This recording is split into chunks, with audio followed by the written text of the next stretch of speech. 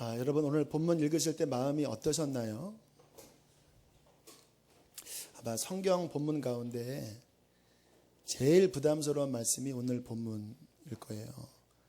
들으시는 분도 그렇고 설교하는 저조차도 쉬운 본문이 아닙니다. 왜냐하면 이 말씀이 이게 교회 다녀서 구원의 확신을 얻고 또 행복하게 살고 우리 끝날에 천국 가고 이게 우리의 그 희망찬 신앙생활이잖아요. 그런데 오늘 말씀은 교회를 열심히 다녔는데 마지막 심판날에 주님 앞에 섰을 때 너 누구냐? 저 주님 앞에 기도도 했고 가르치기도 했고 심지어는 막 귀신도 쫓아낸 나예요. 그랬더니 내가 너를 도무지 알지 못하겠다. 내게서 떠나 지옥으로 떨어져라. 이 말씀을 들으니까 막 너무 놀래서 그 내용이니까 이것을 도대체 어떻게 해석을 해야 될지 어떻게 받아들여야 될지 아마 마음이 저나 여러분이나 쉽지 않으실 것 같아요. 하지만 문제가 뭐냐면 22절에 보니까 그날에 많은 사람이 나더러 이르되 주여 주여 우리가 주의 이름으로 선지자 노릇하며 귀신 쫓아내며 권능을 행하지 아니하였나이까. 그러니까 많은 사람이 그렇다고 하니 이게 더 충격이에요. 그냥 이렇게 교회 다니는 사람 중에서 소수가 그랬다면 우리도 대충 알잖아요. 우리 그 집사님 그런 거 다 알잖아요. 그런데 이게 지금 많은 사람들이 이렇다고 하고 더 이게 마음을 힘들게 하는 게 주의 이름으로 선지자 노릇하고 귀신을 쫓아내고 권능을 행했다까지 하니까 이게 지금 보통 교회 다니는 사람이 아니라 뭔가 은사도 있고 또 열심을 내고 교회의 중직이나 저 같은 목사나 심지어는 어떤 은사자들이 지금 이 말씀의 대상이라고 하니 이게 충격적인 거예요. 그래서 많은 경우 이러한 말씀을 잘 못 전합니다.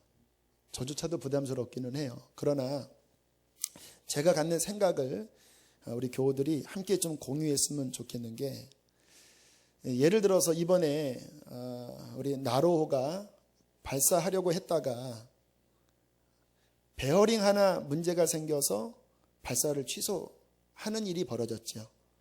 제가 이렇게 신문기사를 보니까 그 로켓이 발사돼서 이제 정상적인 그 대기권을 돌려고 할 때 한 4단계의 어려움이 있는데 그 로켓이 떨어지고 또 뭐가 분리되고 어떠한 성층권이 진입하고 하는 그 단계마다 굉장한 압력이 있다고 하더라고요.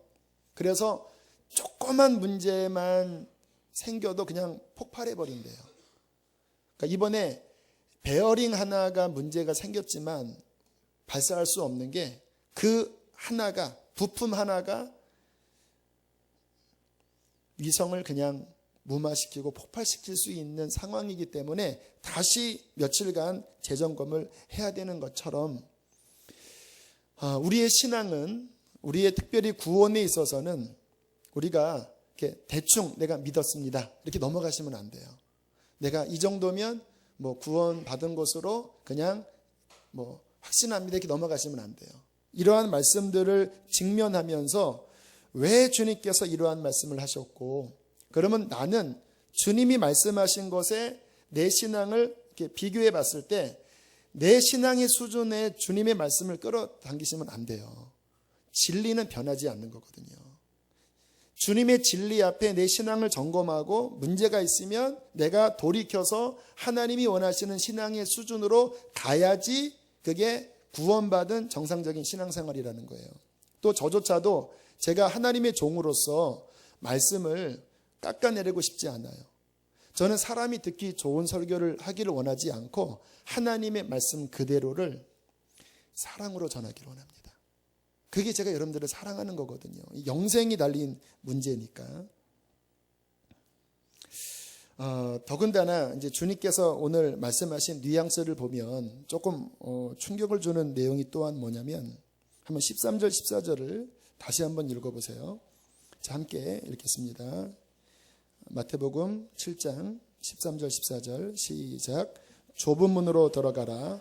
멸망으로 인도하는 문은 크고 그 길이 넓어 그리로 들어가는 자가 많고 생명으로 인도하는 문은 좁고 길이 협착하여 찾는 자가 적습니다.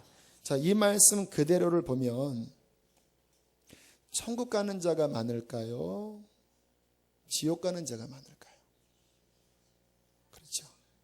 분명히 말씀하실 때 멸망으로 인도하는 문은 크고 또 넓어서 수많은 사람들이 그리로 들어가는데 14절에 생명으로 인도하는 문은 좁고 협착해서 찾는 자가 적다라고 말씀하십니다. 그러니까 나는 저렇게는 안 믿을 거야 한다라는 거예요.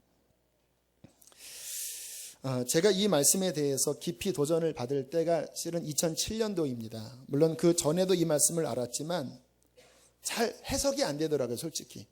왜냐하면 분명히 누구든지 주의 이름을 부르는 자는 구원을 얻으리라고 하는 말씀이 있는데 여기서는 말씀이 서로 이게 맞아야 되는데 서로 안 맞잖아요. 주여 주여 하는 자마다 다 천국에 들어갈 것이 아니요.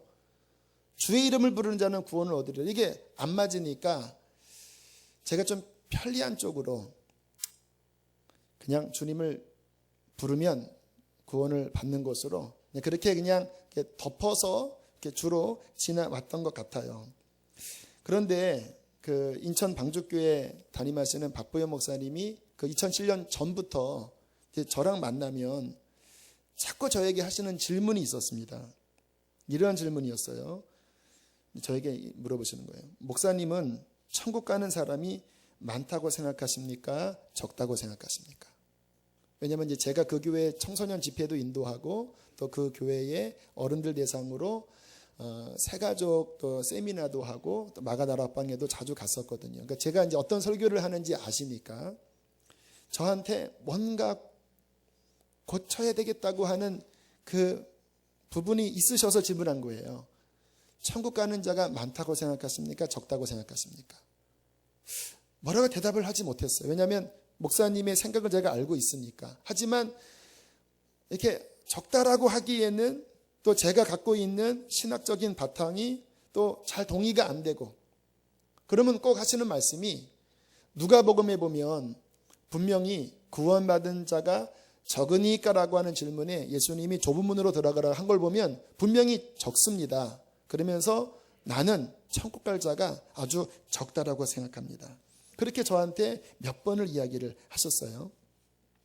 그러다가 2007년 하반기쯤부터 하나님께서 제 눈을 열기 시작했어요. 왜 여셨냐면 주님께서 저에게 어떤 사역을 하기를 원하시기 때문에 열기 시작하셨어요. 근데 저에게만 여신 것이 아니라 신기하게 그 어간 2006년, 5년, 7년 그 어간부터 그 전에는 그렇게 선포되지 않았던 오늘 본문의 말씀들이 곳곳에서 들려졌습니다. 2007년도에 상암 경기장에서 옥하는 목사님이 했던 그 100주년 설교 혹시 들어보면 계세요? 한국교회에 강력하게 질타를 했습니다. 그냥 예수 믿고 배부르고 그래서 삶의 변화도 없이 천국 갈 줄 아는 이 사람들이 왜 생겼느냐. 나같이 대형교회 목사가 제대로 복음의 말씀 전하지 않고 그냥 사람 듣기 좋은 설교만 했기 때문에 이 한국교회가 죽은 교회가 되었습니다 하면서 가슴을 치면서 이놈이 죄인입니다라고 설교를 하기 시작하셨고요. 우리 순회 선교단의 김영희 선교사님, 이제 그 복음학교를 인도하시는 분이신데 그 슬로건이 뭐냐면 나를 변화시키지 못하는 복음은 복음이 아니다. 여러분 생각해 보세요. 복음이 나를 죄에서 건져준다라고 하는 복된 소식이거든요. 근데 우리가 오해하지 말아야 될 게 나중에 죽어서 천국 가는 그 구원을 이야기하는 게 아니에요. 물론 그것도 맞지만 지금 나의 삶의 죄의 묶임에서 십자가가 그 죄의 묶임을 자유케 하고 아까 드렸던 찬양 아시죠? 찬송하세 찬송하세 주님 나를 구원하셨네. 막 기쁘면서 그 십자가의 복음이 나를 죄에서 풀어 자유케 하는데 그런데 예수를 믿는다고 하면서 내가 죄에서 벗어나지 못하고 여전히 죄 가운데 산다면 나를 변화시키지 못하는 복음은 복음이 아니다. 그러니까 그 사람의 믿음은 처음부터 가짜다. 이렇게 외치기 시작했습니다. 그래서 수많은 사람들이 복음학교에 들어가서 일주일 동안 하나님의 그 복음 앞에 자신이 직면되는데 가짜라는 것이 막 드러나는 거예요. 교회를 오래 다녔고 심지어는 봉사도 하고 목사고 장로고 선교사고 하지만 그 삶의 이면에 있는 그 드글드글한 그 죄의 그 몸서리치는 그 범죄를 여러 사람들 앞에서 드러낼 때 정말 이거는 도대체 들을 수 없는 역겨운 고백들이 그 십자가 앞에서 쏟아져 나오는 거예요. 그게 한국교회의 현실이라고 많은 사람들이 알았어요. 신실한 기독교 작가 존 비비어가 여러 책을 썼는데 정말 좋은 책들을 많이 쓰셨습니다.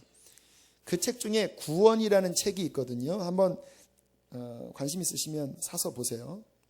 그 구원이라는 책에 존 비비어도 역시 똑같이 어느 날 꿈인지 환상인지 하나님께서 보여주신 한 그림이 있었는데 오늘 마태복음 7장에 딱 이 장면을 하나님께서 비비어에게 보여주셨어요.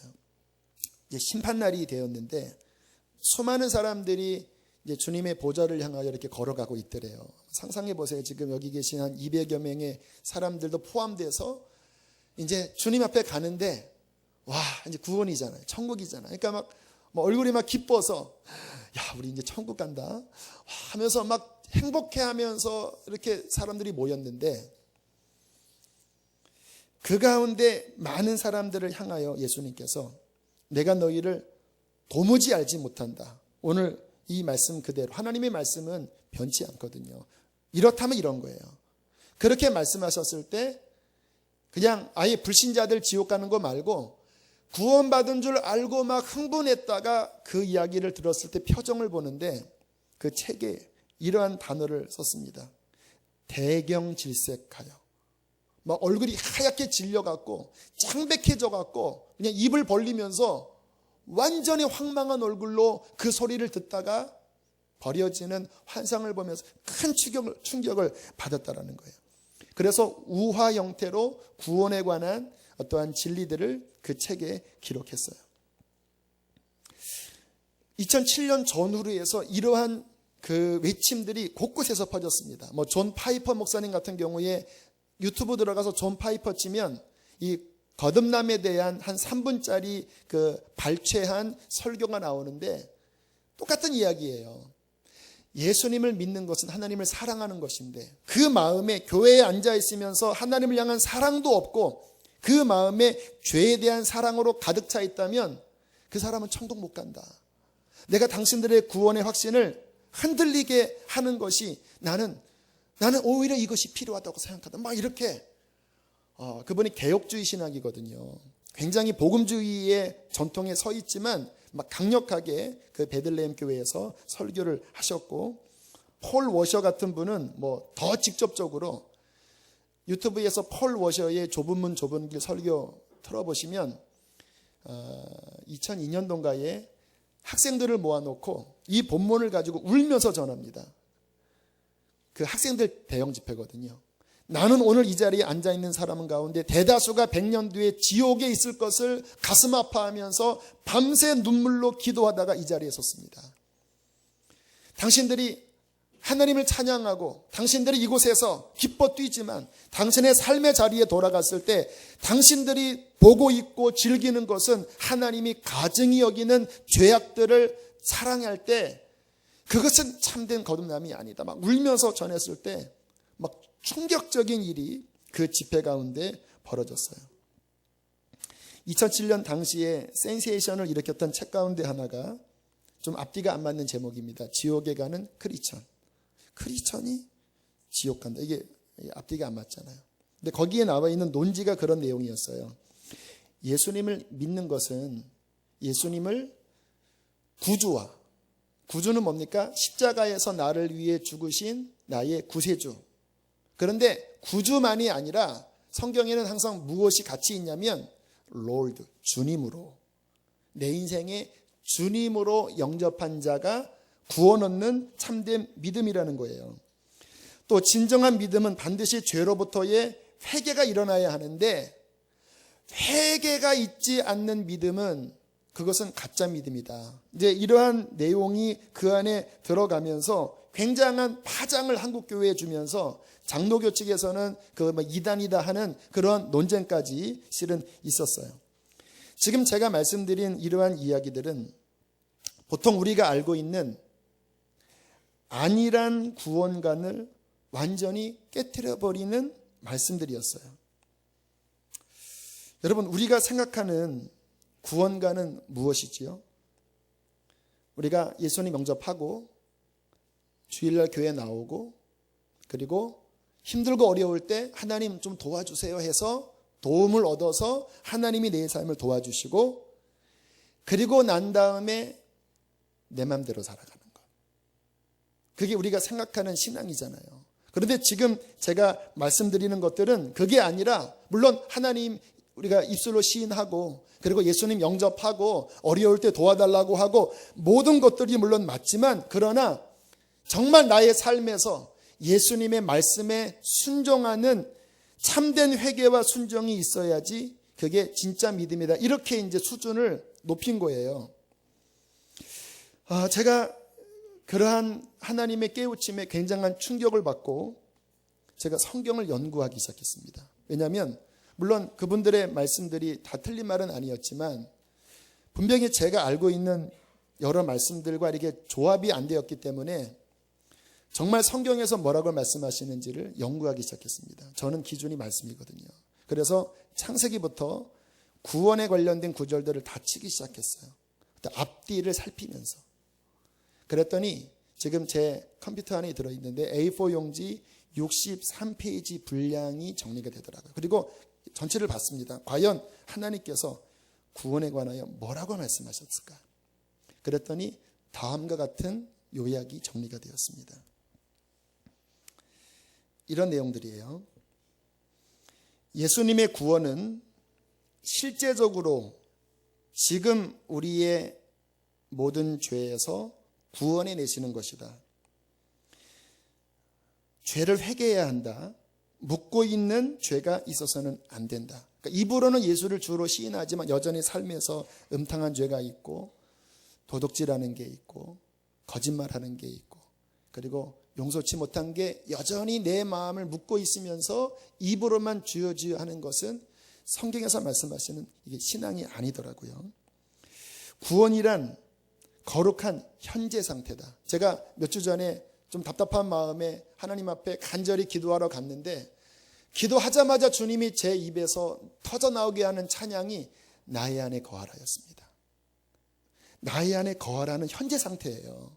그냥 지식으로 믿는다가 아니라 내 마음이 정말 회개하고 주님의 십자가를 붙잡고 그 은혜 안에 지금 거하는 상태, 나의 안에 거하라. 그래서 그때 막 이 찬양을 부르면서 주님, 내가 주님 안에 지금 거하게 해주십시오 하면서 영혼의 회복을 위해서 기도했어요. 히브리서 11장에 보면 믿음장 나오잖아요. 그런데 가만히 보세요. 히브리서 11장의 믿음은 다 신조가 아니에요. 믿음으로 아벨은 가인보다 더 나은 제사를 드리는 거예요. 믿음으로 모세는 그 당시 멸망할 그 위기에서 믿음으로 방주를 만드는 거예요.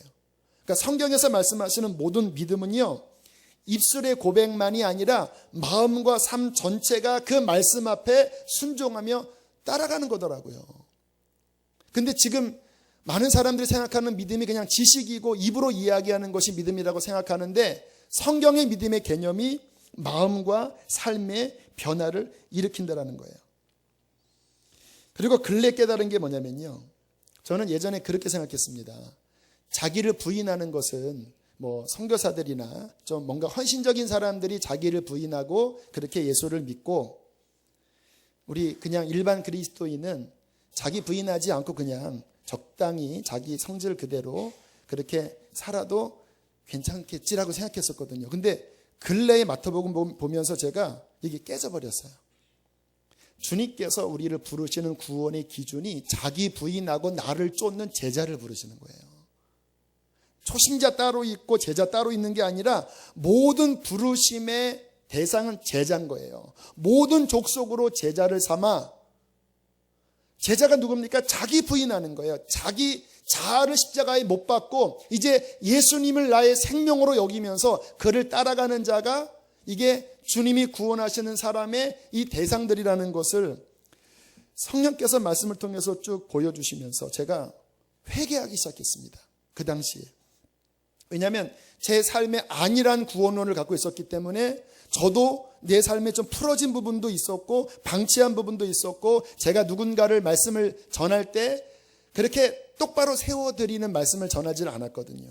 그래서 하나님 앞에 회개를 했고요, 자백도 했고요. 심지어는 아내와 함께 그 예전에 한 10년 15년 전에 혹시 사역하다가 어떤 재정적인 부분에서 좀 불필요하게 낭비한 부분들이라고 생각했던 것들을 기억해내서 봉투에다가 돈을 담고 그 교회에 편지로 함께 갚기까지 하는, 철저하게 말씀 앞에 나를 점검하고 깨트리고 말씀 위에 세우는 작업들을 했을 때 참 많이 울었습니다.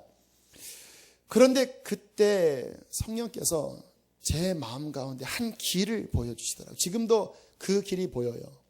이 땅에서 저 천성을 향하여 나 있는 길인데 길이 좁더라고요, 정말.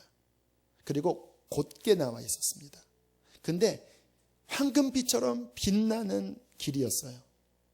제 마음에 이것이 구원의 길이구나. 내가 예수님을 따라가는 게 내 마음대로 살면서 그냥 입술로만 하는 이게 아니라 정말 내가 회개하고 십자가 붙잡고 이제 이 길을 걸어가는 게 천국 길이구나, 거룩한 길이구나 라는 것을 깨달으면서 하나님 앞에 참 감사한 마음이 들면서 그때 많이 울었어요. 그리고 2007년인가 8년도인가 다시 이제 우연히 박보혜 목사님을 만나서 제가 이렇게 깨달은 여러 가지 그 마음들, 내 안에 일어난 구원관에 대한 변화를 함께 식사하면서 말씀을 드렸습니다. 목사님, 좀 이런 변화가 일어났습니다. 목사님은 어떻게 생각해서라고 질문을 했더니, 그때 선화목자교회 3층 식당에서 식사를 하시다가 숟가락을 탁 내려놓으시더라고요. 그러더니 저를 보시면서 심각한 얼굴로 이렇게 말씀을 하셨습니다. 본인의 안성에서 불황아 노숙자와 함께 7년 정도 힘든 이제 고난의 길을 이렇게 가셨는데, 하나님의 연단이라서 그러셨는지 7년 동안, 그 전에는 그렇게 음성도 많이 들려주시고 은사가 그렇게 충만했는데 그 7년 동안에는 거의 음성도 안 들려주시고 은사도 다 그냥 하나님이 다 소멸시켜 버리셔서 내가 버림받았나 할 정도로 힘들었지만, 그래도 말씀 순종하면서 사람들을 섬기면서 그 힘들게 7년을 지나온 그 끝자락에 기도하는데 갑자기 주님이 찾아오시더래요. 오랜만에 음성을 들려주시더래요. 내 종아, 내 종아, 내가 다 보았다. 네가 힘들고 어려움 가운데서도 나를 지키고 그리고 순종하고 내가 다 보았다. 그러면서 말씀하시기를 이런 말씀을 하셨대요.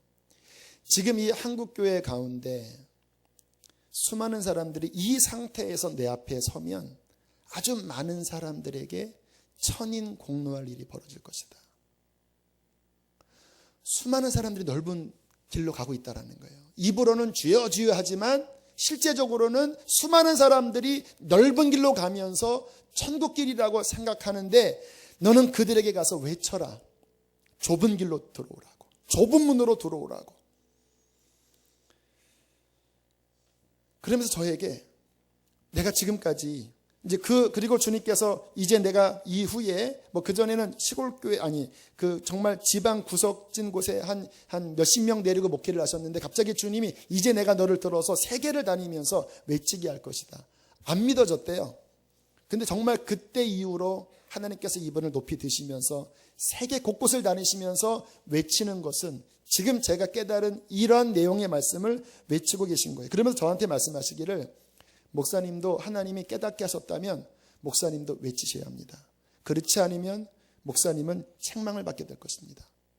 그래서 그 이후에 제가 그 선화목자께서 설교했던 그 진실로 속히 오리라든지 뭐 요한계시록 강해라든지 그 모든 말씀의 그 근저는, 기둥은 실은 이 말씀이에요. 정말 진정한 신앙이 무엇이고 어떤 것이 구원의 길인지 다각도로 간절한 마음으로 그 이후부터 전하고 있어요. 왜 전하냐면요, 제가 아까 말씀드렸잖아요. 저의 사명은 여러분들을 구원하는 일이에요.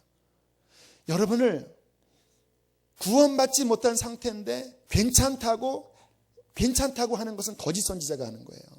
여러분들이 좀 듣기가 불편스럽더라도 오늘 같은 말씀은 이게 벌써 분위기가 무거워요. 이게 쉽지가 않아요. 제가 알아요. 하지만 저는 여러분들의 영혼을 사랑합니다. 또 제가 이 관점을 딱 갖는 순간 쭉 보이는 거예요. 이 교계에서 여러 싸움들이 있잖아요. 여러분들 막 가끔 인터넷 뉴스 보면 어떻게 목사님들이 저러지? 제가 알겠더라고요. 저분들이 지금 하나님이 나에게 깨닫게 하신 이 구원관이 아니기 때문에 저렇게 탐욕을 부리시면서 저렇게 소송하고 싸우시면서도 내가 괜찮다고 생각하고 계시는구나. 너무 안타까운 거예요.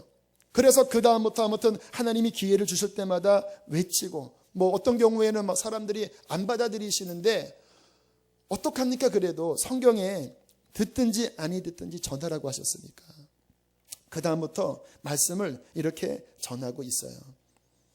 우리 수지선언 목적회 교우들은 각오하셔야 합니다.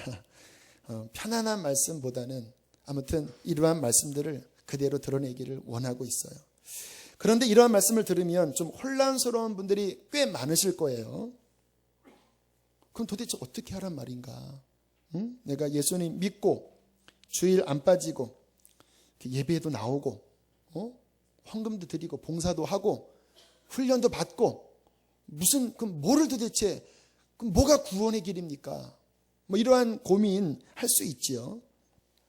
다 맞습니다. 제자 훈련 하시고 또 예수님 영접하고 봉사하고 그 자체를 부정하는 게 아니에요. 자, 그러나 오늘 말씀을 다시 한번 보셔야 될 것이 뭐냐면 13절을 보세요. 자, 13절 다시 한번 13절만 읽겠습니다. 시작.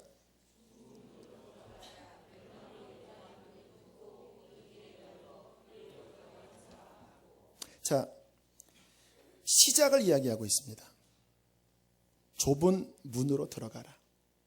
그러니까 신앙의 시초부터 제대로 하라는 말이에요.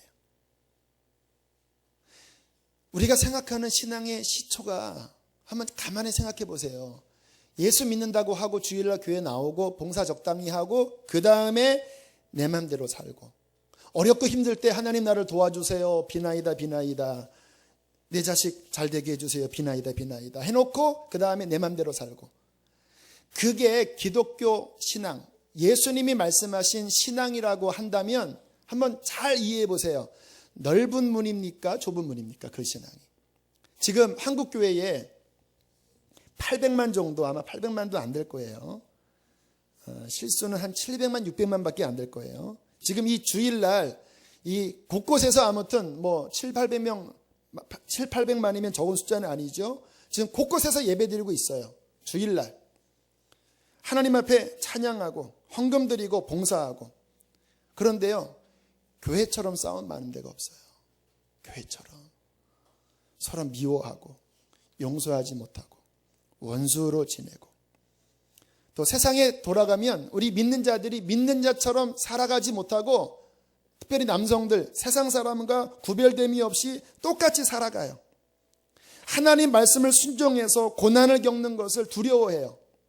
그리고는 주일이면 주여 주여 하고 나오는 거예요. 한번 질문해 볼게요. 지금 이 한국교회 그 신앙의 모습이 넓은 문 넓은 길인가요? 좁은 문 좁은 길인가요? 한번 그냥 우리의 삶이나 이렇게 쭉 돌아보면요, 지금 한국교회에서 말하는 예수 믿었다, 그 예수 믿었다고 하는 그 자체의 문 자체가 이게 좁은 문 좁은 길이 아니에요. 그냥 아무튼 어떻게 해서라도 교인 하나 더 등록을 시켜야 되고, 교회에 등록하면 막 선물 준다고 그렇게 하고, 그래서 아무튼 그냥 입으로만 시인하면 당신은 천국 백성입니다 해놓고 삶의 회개를 전혀 다루지 않고, 그리고 우리는 천국 갑니다 그러면서 그냥 그 힘든 것 하나님 위로 받으세요, 뭐 이런 분위기로 지금 설교하는 이 상황이, 성경을 가만히 보면요, 이스라엘의 그 타락한 시대에 거짓 선지자의 그 모습들을 지금 이 시대가 그대로 드러내고 있더라니까요.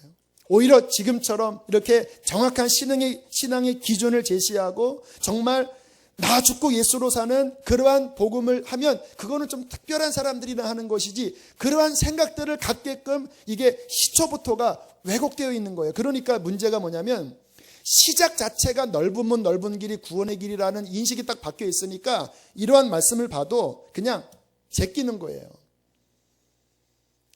자, 그렇다면 성경적으로 예수님 믿는다라는 것의 의미가 무엇일까요?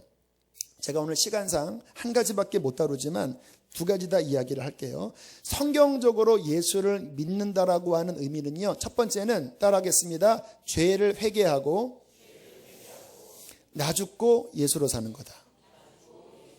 그러니까 죄를 회개한 다음에 주인이 바뀌는 거예요. 그게 성경적인 신앙의 기초예요.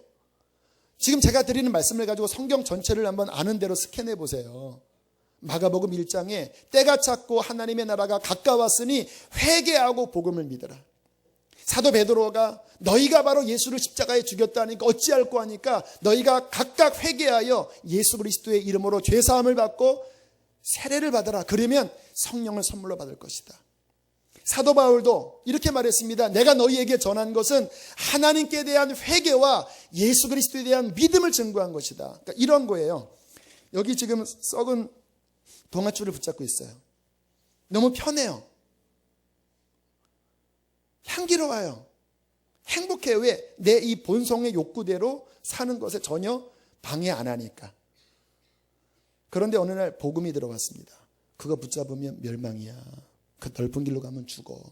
이거 놓고 여기 생명의 길이 있다.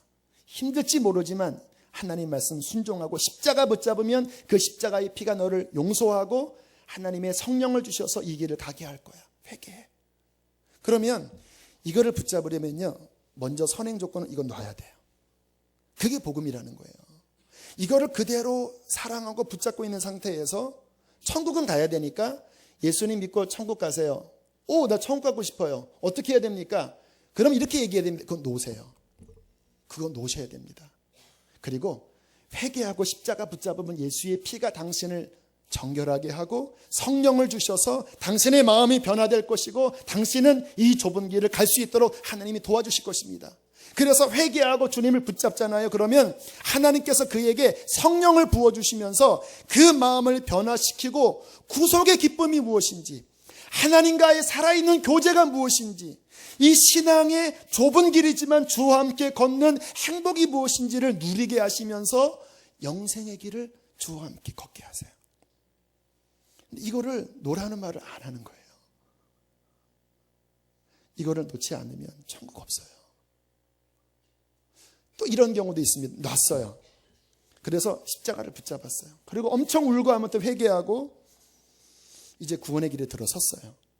그런데 이 본성이 있잖아요. 다시 옛날 그 죄가 우리를 끌잖아요. 그래서 다시 죄를 저질렀어요. 여기에 결정적인 문제가 있습니다. 잘못된 신학이 뭐냐면 우리는 어차피 다 죄인이기 때문에 그렇게 죄를 져도 예수를 믿는다라고만 하면 그의 한량없는 은혜 때문에 구원이다 이렇게 얘기를 한 거예요. 근데 제가 마태복음부터 계시록까지 보니까 그렇게 이야기를 하지 않더라고요. 만약에 너희가 다시 그 죄로 돌아가면 마치 개가 토한 것을 다시 먹고 돼지가 씻었다가 시궁창에 뒹군 것처럼 돼서 너희의 나중이 처음보다 더 심하게 될 것이다. 사도 바울은 이것과 싸우려고 몸부림치면서 믿음의 선한 경주를 하면서 이 육체의 죄에 빠지지 않으려고 십자가를 붙잡았더라고요. 이해가 되시나요? 많은 경우 이렇게 넘어졌다가 나는 괜찮겠지, 이게 두 가지를 붙잡는 게 안 돼요. 이거 붙잡으면 이게 놔지는 거예요. 성경에 보면 마태복음 8장에 예수님께서 어마어마한 기적들을 그 가버나움 베세다에서 행하셨어요. 엄청난 기적들을. 그런데 8장이 지나서 9장, 10장, 11장에 가면 갑자기 주님께서 그 엄청난 권능을 행한 그 지역을 향하여 강하게 책망하십니다.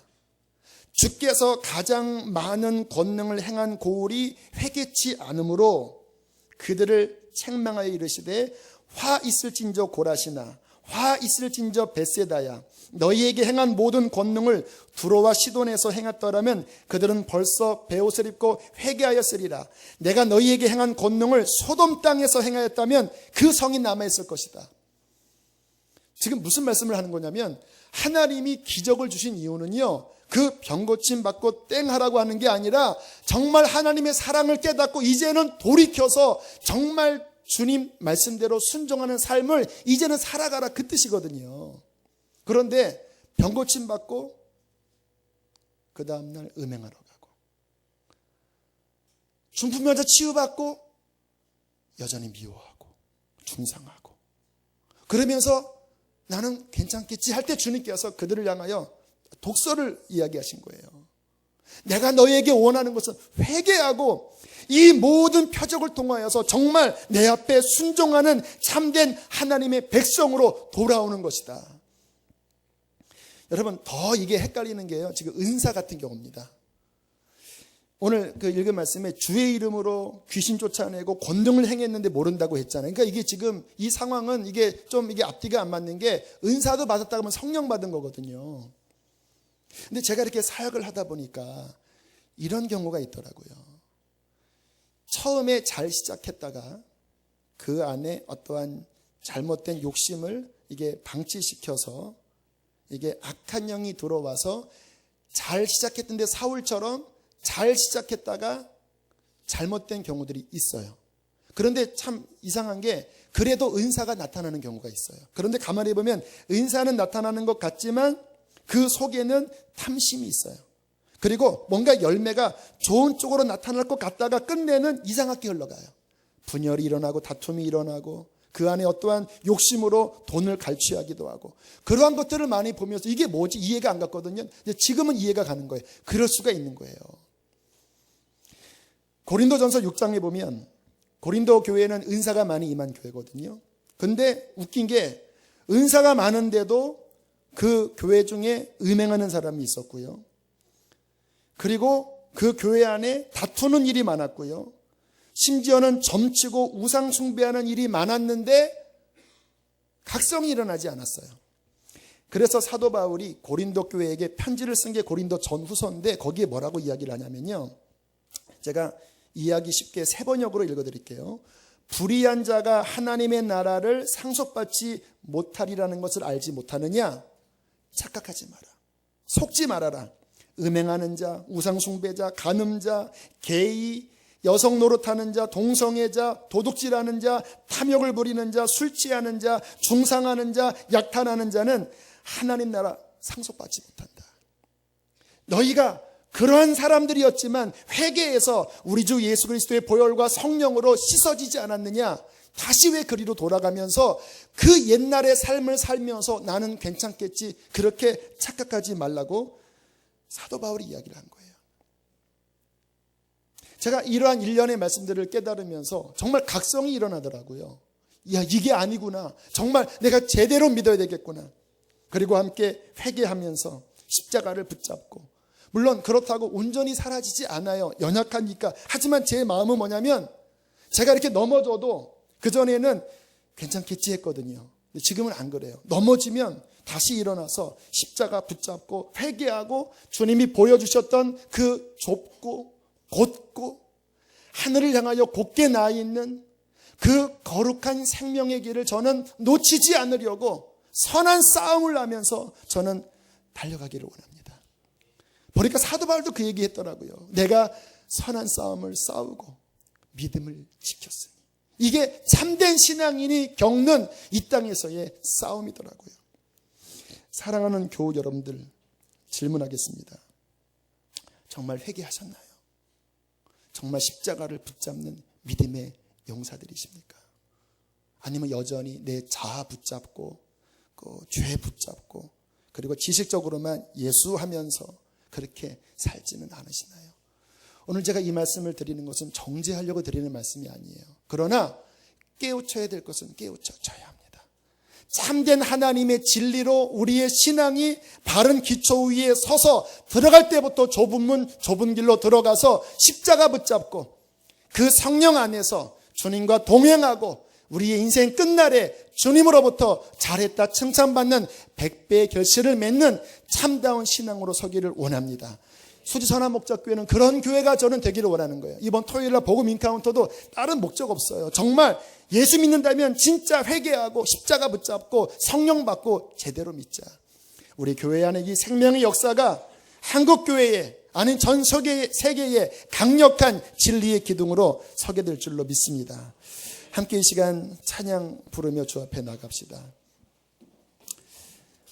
마음속에 아마 여러 가지 마음이 있으실 것 같아요. 하지만 주님께서는 참으로 회개하는 자들을 사랑하십니다.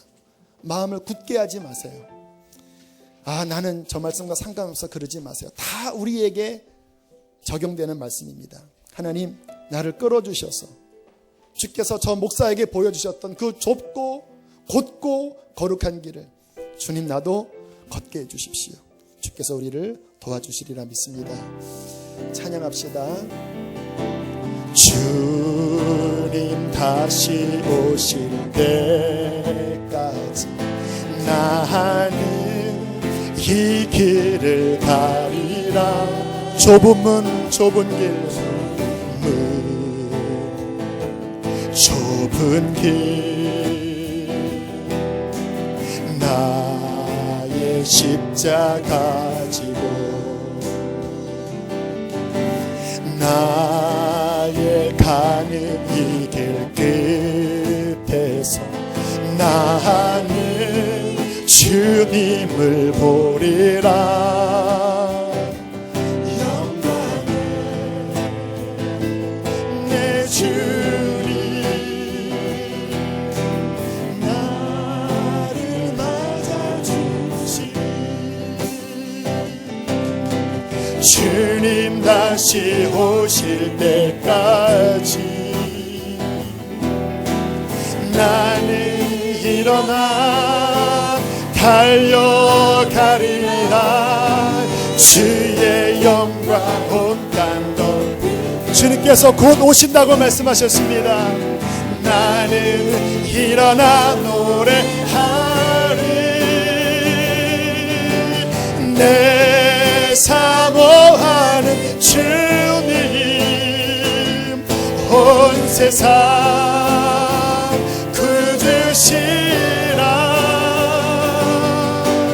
내 사모하는 주님 영광의 우리 후렴 부분 주님 다시 오실 때까지